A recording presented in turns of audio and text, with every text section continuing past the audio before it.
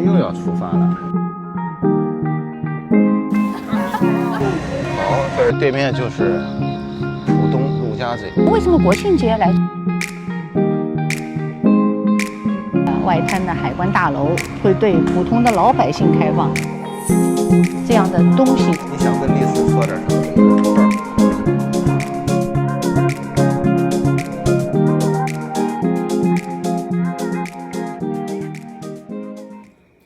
我宝子睡得多踏实。今天要送我宝子去朋友家里了，我们准备回亚洲了。送你去爸爸的朋友家。哦，我们很快就会来接你的哦。哎呦，都不行了。你在那里跟小博美好好玩啊！回来第一时间就接你啊！会有礼物的哦。宋叶在哪儿啊？宋叶。我们托儿所到啦。啊，这是哪儿？我们托儿所到啦，对不对？我们到这儿来度假了。我们会早一点来接你的，宋叶。Melody 肯定会想宋叶的。我们喷香的，今天我们都不让他坐后座了。今天就坐在我的腿上。洗剪吹。对，我们这就是托儿所啊，到这儿来度假一段时间。妈妈、爸爸很快就来接你了。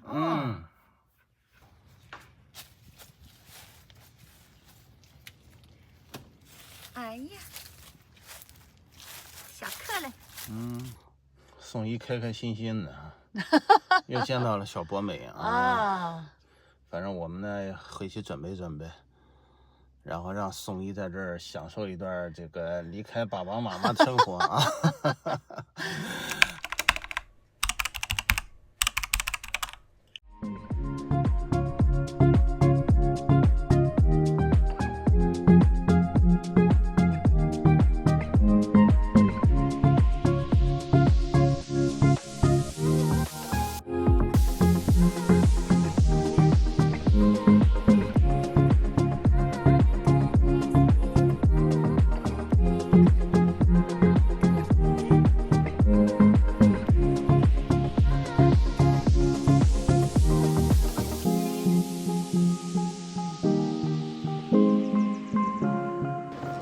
温哥华机场的后边的新黑科技。对，实际上它最大的好处就是不用再把手机和电脑再拿出来了。对，特别省力。所有的电子设备都只要保存在包里就可以了。没错，就像做 CT 一样。新的黑科技啊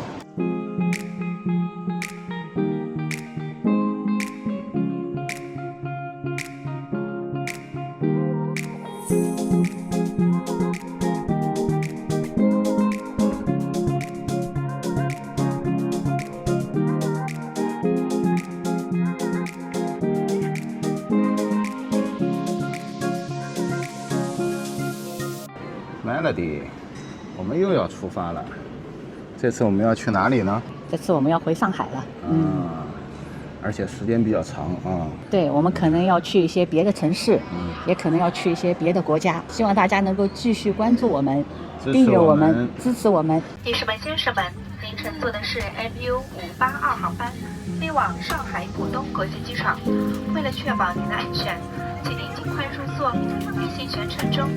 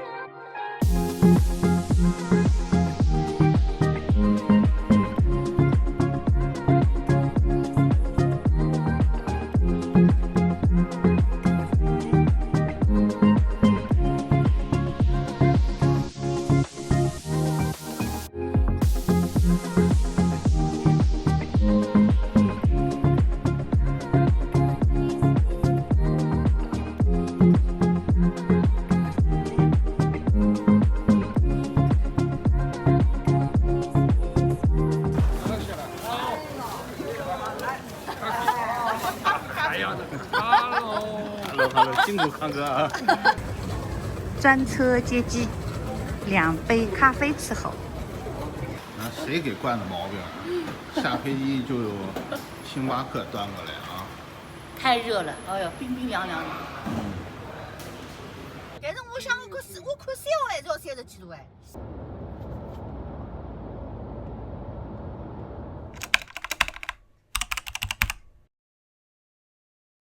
早上好，早上好，我们现在已经在上海了。我们已经回到上海啦。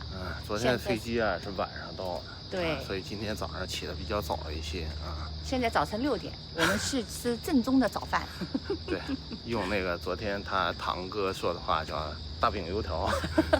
那也不至于，因为我们的车已经停放很久了，所以呢约了今天早晨的保养。现在还不能动车，现在还没有电。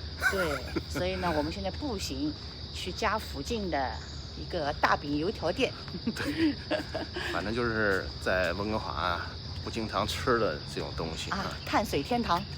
对，在加拿大的早点呢，其实大多数老外都是以西式早点，麦当劳呀，这个 Starbucks 啊、Tim Horton 啊这种简单随意的东西啊。但是在上海啊，最是中式的一些早点啊，大饼油条吃饭糕，小馄饨、大馄饨，爱豆浆。对，翻译一下就是大饼油条吃饭糕，大馄饨、小馄饨、咸豆浆啊。对，这是上海比较标志的早点啊。而且这个早点铺呢，就在上海的名片啊姚明家的下边。姚明家附近。对，我们看看吃饭的时候能不能看到姚明。啊，普通的一个小吃店。没几步，反正就到了啊，一个很简单，也不是特别知名的地方，主要是今天没有车啊，行路不是特别方便。啊，你吃点什么？哎呀，选择太多了。给我来一个油条。一个油条。来一个吃饭糕。吃饭糕。来一个咸豆浆吧。来一个咸豆浆。啊，好。鸡蛋不要吗？我来一个鸡蛋吧。什么茶叶蛋吗？茶叶蛋。我也要那个咸豆浆，要那个生煎，2个手椰蛋，2个咸豆浆，然后一个油条，一个吃饭糕，一个生煎，一共37啊。好，这是咸豆浆。对。这个就叫上海的特色吃饭糕，吃饭糕啊，油条，生煎包，生煎，生煎我们还分那个清水和浑水啊。大油条，一共37人民币，对，和7加币，对，也就合55美金。上海人吃油条啊，是蘸酱油的，对，这个跟北方不太一样。那吃饭糕呢，就是用大米做的。炸出来的那种，小时候就是拿冷饭做的啊，这个也很上海特色。酒足饭饱啊，酒足饭饱，豆腐浆喝饱。正好这旁边啊，就是沿江的步道，北外滩的那个滨江步道啊，我们过来消消食。对，最主要也是看一看久违的景色。这后边就是姚明他们家。对，后面就是。著名的北外滩楼盘。亲爱的，你还问我，你提他干嘛？我说这偶像啊，这华人之光啊。对，这儿是跃龙庄啊。姚明可是咱们这个 NBA 啊，华人界里前无古人后无来者的。上海的早晨。另外呢，就是我还没说完呢，我就要提呢，还有林书豪呢。这个为数不多在 NBA 啊可以生存的下来的。然后这个地方。过来风景就不一样了啊，这个才是标准上海的地方，上海的声音啊。这个地方是哪里啊？这是哪里？看不见脸啊！不要紧，不要紧。没关系。那这边是什么地方？这对面就是浦东陆家嘴啊。上海中心和环球金融。对，昨天回来的时候大雾，这个上海中心还看不见。对，早上的阳光。在那个左手边，在我的这个左手边，这就是我们在西雅图视频里提到的公平路码头。我们前面那个在讲西雅图的时候讲过啊。对，你花2块钱，花2块钱就可以到对面那个码头，浦东的码头。坐这个船到对面的浦东对，那你就可以在黄浦江上欣赏陆家嘴的风光。对，但是这个角度呢，不如其他的。如果大家有条件，还可以坐一坐晚上的那个游船，那个是整个沿着黄浦江在走的，尤其是在晚上。然后我们呢不怎么去南京路那比较靠近的地方了，因为那边人比较多。这儿显然更清静一些。因为现在时间还早，现在才早晨6点多。对，这2天呢，中国的国庆假期啊。但是上海呢，今年特别反常，它那个国庆假期呢，天气还是特别的炎热，达到30多度。我这吃一早点，一咸豆浆就把我吃出汗了都。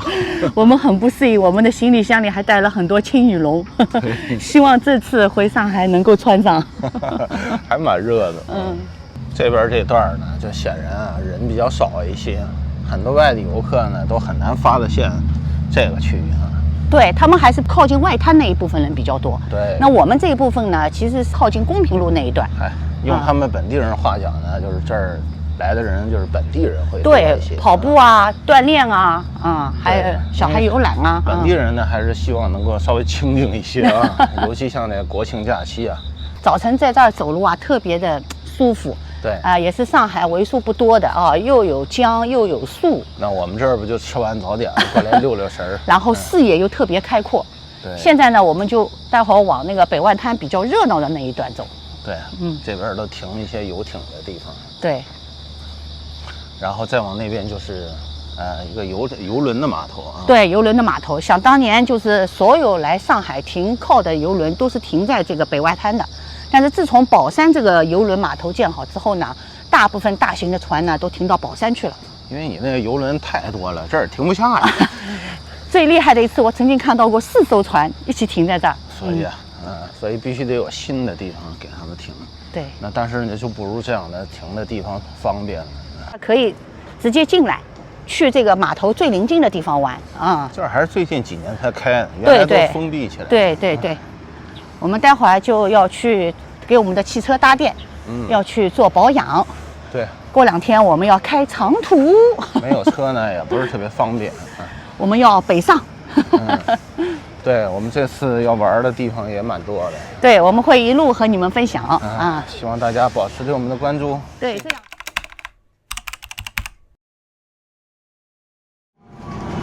我们现在坐公交车去哪里啊？去外滩。这栋建筑是俄罗斯领事馆啊。对。这里是著名的外摆渡桥。对面就是东方明珠、上海中心、上海环球中心所在的陆家嘴。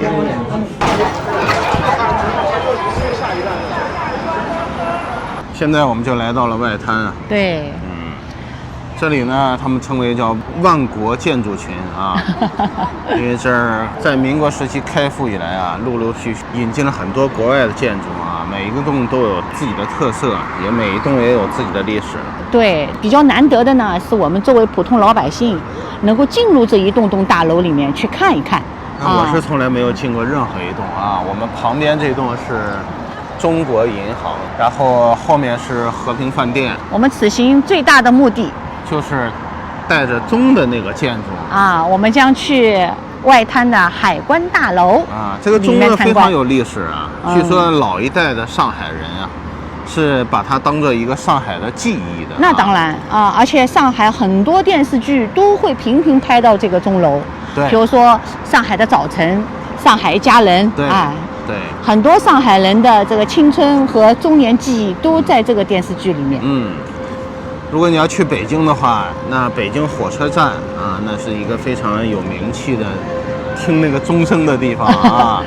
那个钟声跟现在外滩的这个钟声是一模一样的钟声。那他们同样的取名呢，就是东方红但是早年可不是东方红，因为这个钟声呢敲的历史呢，在中华民国时期叫 Westminster， 叫新西敏的钟声啊。对，它和英国伦敦的大笨钟敲的是同一个乐曲。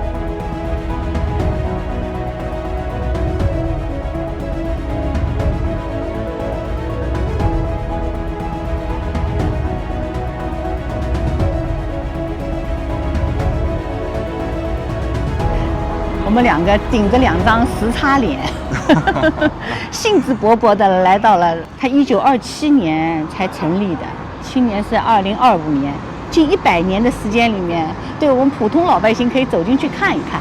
对，我们其实并不奢望它能够让我们上钟楼，事实上钟楼也是不能上的，人太多了，钟楼空间比较小。对，然后我们就在温哥华的时候就提前预约了这个海关大楼的参观。其实我们玩起来啊，到处旅游呢都特别认真。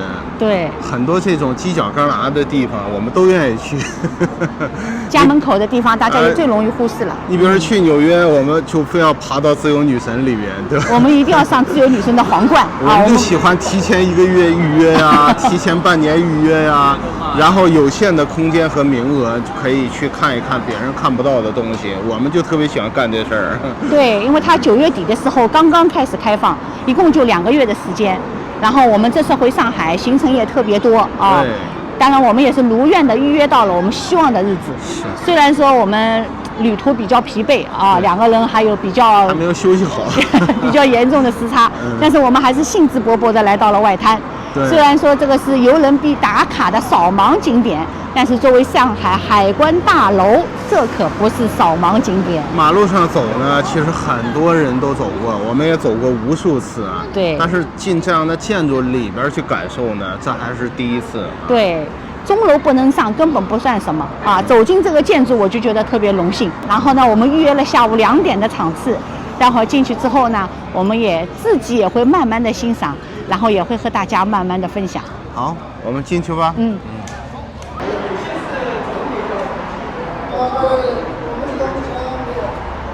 这个就是我们听说过的那个藻井，对吧？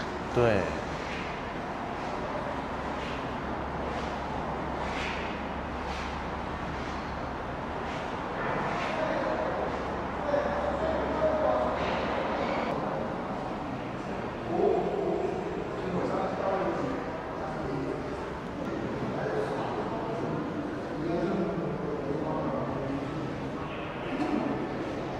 看这个藻井，最主要是要看上面这几幅这个马赛克的那个画。据说这个每一幅画都有1万个马赛克拼接而成，好像是各个商船的那个当年的样子。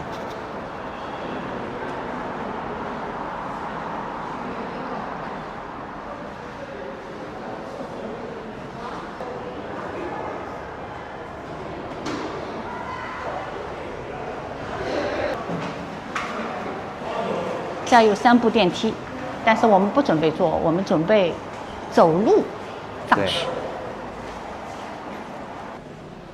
楼梯上来之后啊，它2边有这样的东西展示啊，这就是我们刚才走那个大堂里面的那砖，有98年了。因为这个大楼始建于1927年啊，中华民国期间。对。就是这边的这个第3。我走这个楼梯走上来，我就感觉，好像我就是和历史混在一起了啊，感觉特别好。你看它那个墙壁，有些人说没有修缮过，但是我就在想，为什么要修缮呢？啊，你的工艺可能不一定比得上当年的手艺啊。这个地砖也是特别特别的珍贵，它是在这个海关大楼的那个内厅的地板上铺着。一共有5个庭院，但是现在对我们游客并不开放。著名的大象砖，就是因为它这个地砖上面有一个大象的一个印子啊。刚看介绍呢，它就是开滦煤矿特制的，其实也是海关大楼的一个标签了。只是现在这个部分对我们游客没有开放，但是它有一个样品陈列在这儿，一只大大的大象踩在上面。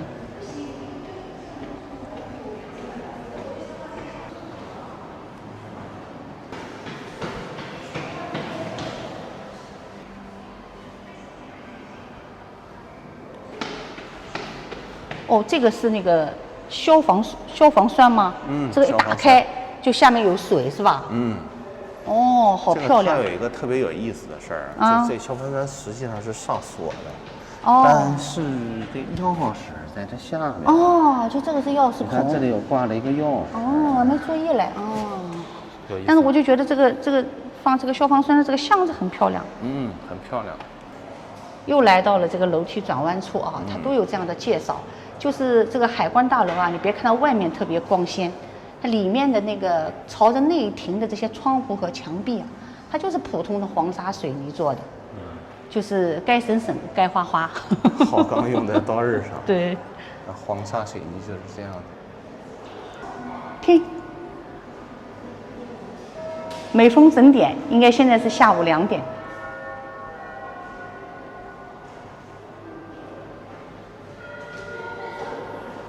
哇，太巧了，我们正好站在海关大楼里面。这个要是还敲 Westminster 的钟就好，就更应景了啊，就更符合这个房子的时代了啊。没错，这个古老的那个房子嘛，就应该还原历史啊。同样的，这个黄沙水泥的介绍对面，就是介绍了这个墙壁上的这个釉面砖。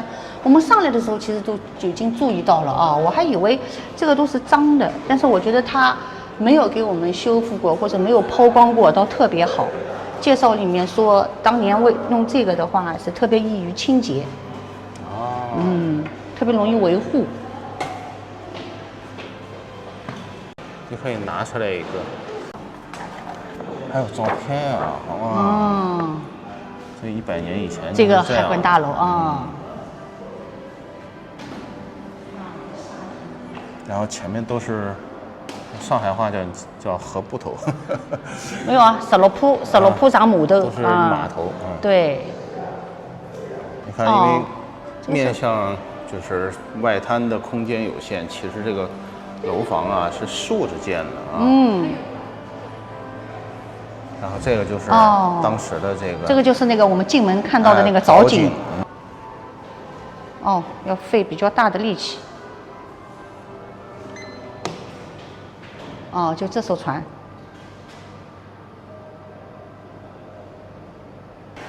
这里面是一个裸眼的 VR 啊，听说有一些眼镜。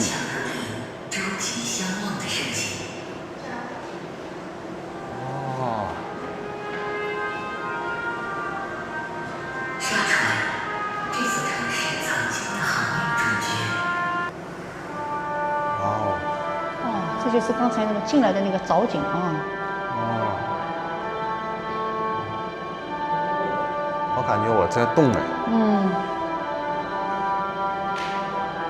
所以他们才说这有一点眼晕。为铭记这座建筑的百年记忆，我们以数字点颜扫描技术，为它保留下珍贵的数字档案。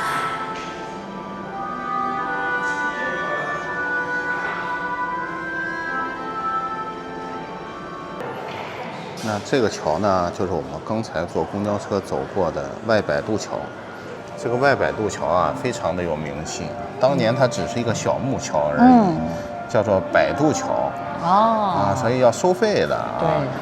那后来英国人呢，就把它建造成一个钢架的桥梁。这个可是全中国境内第一座钢架桥梁。全钢架桥梁。所以呢，它有一个特殊的意义啊。上只高。上海话叫上只高。五只高。五只高。我讲了上海话，他们都笑，他们觉得我讲的特好玩。这个外摆渡桥啊，曾经就是整体的移除过，他去修缮过，然后再整个桥送回来。这个也有100年的时间啊。虽然在美国经常看得到这东西，对，但是在中国，因为这个桥如果你独立存在在一个城乡结合部，没有什么，就是因为它应和了整个外滩和黄浦江和苏州河。这边就是对。遍地是黄金的上海滩呀！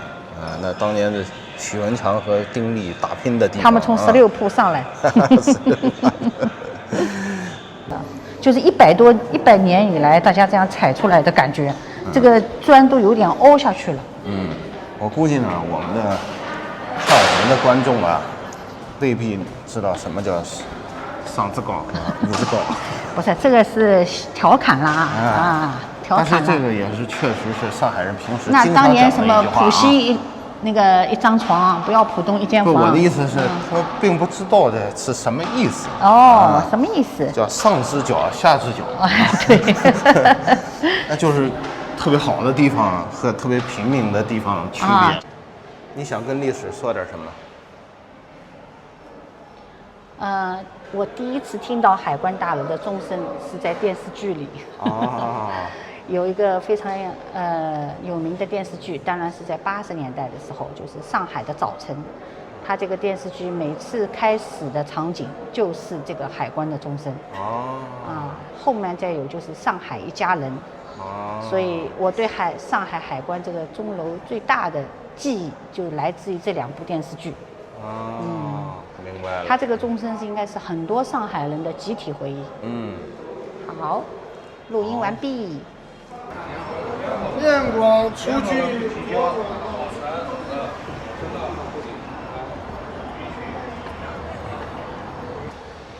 还有大清银行，看看我们今天来吃什么了。在上海也能吃到正宗的北京涮羊肉哦，南门涮肉，这也是我们每次回国，即便在上海也是必来的地方。咖喱红薯，它这空调打得特别足，你看上面还有创意，这大空调底下安一电风扇。因为这涮羊肉呢，是吃起来会容易热的。景泰蓝的小锅底儿，很稀奇吧？都是老北京的特色。回上海，回上海吃北京涮羊肉。北京的涮羊肉。其实我们去北京就不吃这家了，吃还有别的家。景泰蓝的小锅底儿。北京人吃涮羊肉呢，一定要吃芝麻酱、韭菜花、酱豆腐，这老3样必须得有。那么如果你有别的特色，比如你吃辣的呢，你可以再浇点辣椒油。那么这些特色基本上我觉得北京人吃的少，这有些北京人吃一辈子都这些东西，经典。对，闭着眼都能点，其实也不用看菜单。对。那 Melody 呢，肯定是愿意吃这种。好的，谢谢。这就是景泰蓝的小火锅。好，已经上来一部分了。芝麻酱、韭菜花、酱豆腐。30多度的天气。对，吃火锅。吃火锅。Melody 有句经典名言叫做好的食材只需要简单的烹饪，对，不需要厨艺。没错，否则就是吃调料。对。这个就是我比较喜欢的鲜切羊肉。羊肉呢，我们喜欢相对肥一点。对，它那个元宝肉太瘦了。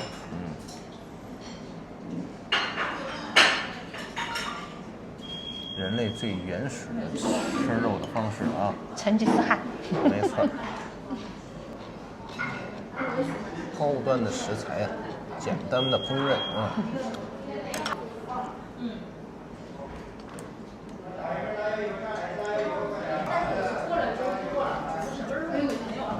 你看，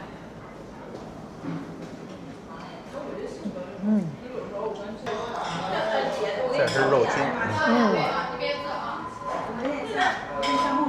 这是有的，撸串，撸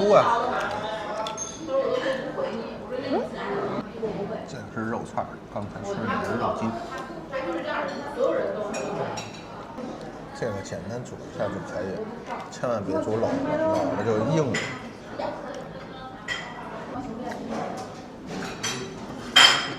我们这个东西是熟的，对，稍微烫一下就行了，所谓3秒、5秒6、7秒。其实它是煮过的。对。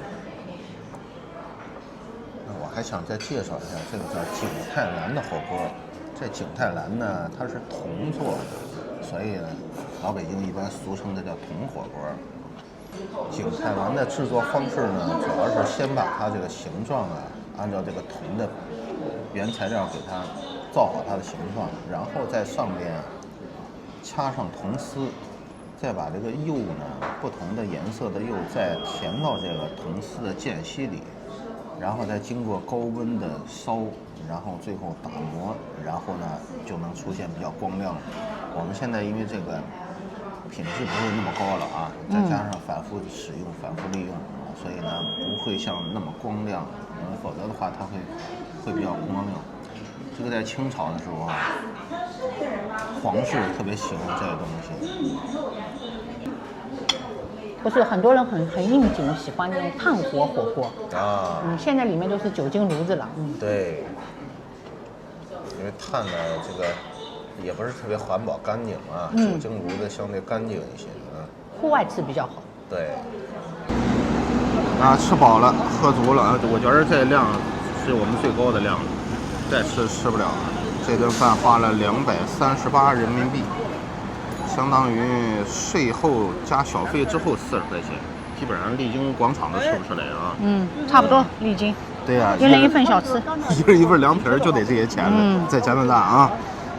这中国的物价啊，而且还是上海，中国物价最高的地方，而且还在外滩附近。对，就在外滩附近。